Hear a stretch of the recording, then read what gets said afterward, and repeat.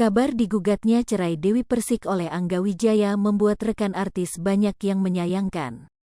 Dalam tayangan YouTube Intens Investigasi, Saipul Jamil kembali mengungkapkan isi hatinya saat dengar kabar tersebut.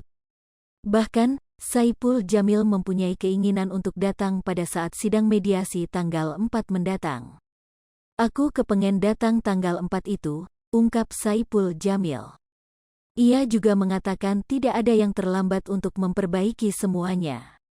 "Ini baru gugatan, terkadang orang yang udah talak aja masih bisa balik lagi," ungkapnya. Saipul Jamil mengatakan menanyakan langsung kepada Dewi Persik soal perkara ini. "Aku tanya langsung ke Dewi, emak nggak bisa dipertahankan," terus Dewi menjawab dirinya hanya mengikuti Angga Wijaya, cerita Saipul Jamil. Saipul Jamil mengatakan ke Dewi Persik sangat mendukung hubungan mereka. "Kita udah berusaha mempersatukan mereka," ungkapnya. Ia mengaku sedih dengan pemberitaan ini. "Jangan pikir aku senang, jadi jangan salah paham," ucap Saipul Jamil. Sebelumnya, berita Dewi Persik digugat cerai oleh Angga Wijaya masih terus mengalir. Dalam tayangan YouTube Stat Pro Indonesia, kuasa hukum Dewi Persik memberikan fakta baru. Kuasa hukum Dewi Persik, Sandi Arifin, mengatakan nantinya tanggal 4 mendatang Dewi Persik akan hadir untuk mediasi. "Sebelum tanggal 4 saya sudah berencana membuat pertemuan di kuar pengadilan," jelasnya. Ia mengatakan bahwa Dewi Persik akan menjalankan proses mediasi.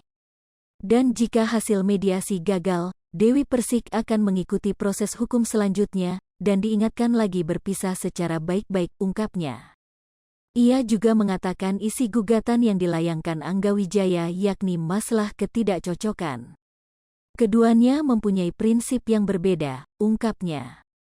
Pihak kuasa hukum menegaskan akan mengadakan pertemuan sebelum proses mediasi pada tanggal 4 mendatang. "Karena Angga Wijaya dan Dewi Persik sudah seperti saudara kami sendiri," jelasnya.